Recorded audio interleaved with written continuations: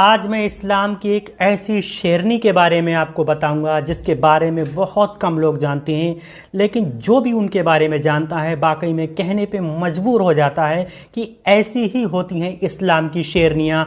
दुनिया पे बहुत से लोग जिस चीज़ से बहुत ज़्यादा प्यार करते हैं वो छिपा कर रखते हैं, लेकिन इस शेरनी ने अपनी सबसे अजीज़ चीज़ को इस्लाम के खातिर ऐसे कुर्बान कर दिया।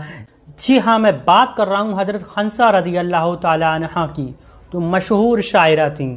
दोस्तों, हज़रत खंसा रज़ी अल्लाह ताला अन्हा आप अपनी कौम के चंद आदमियों के साथ मदीनतुल मुनव्वरा पहुँची और इस्लाम कबूल कर लिया, मुसलमान हो गई।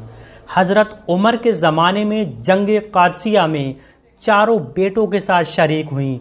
दोस्तों, जंग से एक दिन पहले चारों बेटों को इकट्ठा करती हैं और नसीहत करती हैं, मोटिवेट करती हैं। किस तरीके से मोटिवेट करती हैं? वो शेरनी अपने चारों बेटों को जंग के लिए तैयार करती है। किस तरीके से अपने बेटों को तैयार करती है, सुनिए। वो अपने बेटों से कहती है कि तुम मुसलमान अपनी मर्जी से हुए, तुमने इस्लाम कबूल अपनी मर्जी से किया और हिजरत भी तुमने अपनी मर्जी से ही किया। तुम एक माँ की औलाद हो, तुम्हारा बाप भी एक है। न मैंने तुम्हारे बाप से कभी खयानत की और न तुम्हारी शराफत में कोई धब्बा लगने दिया। लिहाजा उसने अपने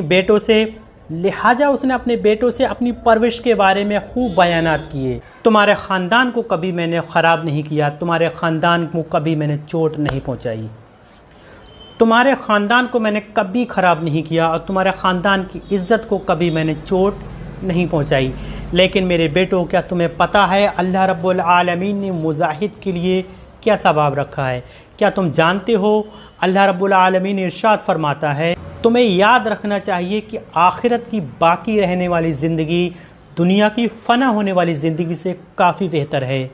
अल्लाह रब्बुल आलमीन इरशाद फरमाता है, ऐ ईमान वालो, सब्र करो और सब्र में दुश्मनों से आगे रहो और शरहद पर इस्लामी मुल्क की निगहबानी करो और अल्लाह से डरते रहो और इसी उम्मीद पर कायम रहो कि अल्लाह रब्बुल आलमीन तुम्हारी मदद करेगा। उससे मदद मांगते रहो। वो अपने बेटों से कहती है कि कल जब तुम सही सालिम उठो तो होशियारी के साथ जंग में शरीक होना और लड़ते वक्त अल्लाह रब्बुल आलमीन से दुआ करते रहना, दुआ मांगते रहना, अल्लाह रब्बुल आलमीन से मदद मांगते रहना। और जंग अपने उरूज पे पहुंच जाए, जब शोले भड़कने लगें, बहुत आग जलने लगे, तो उसी आग में कूदकर काफिर के सरदार तक पहुंचना और एक के बाद एक उस सरदार से मुकाबला करना, चाहे अपनी जान गंवानी पड़े, चाहे तुम्हें शहीद होना पड़े, लेकिन काफिर के सरदार के साथ मुकाबला करना।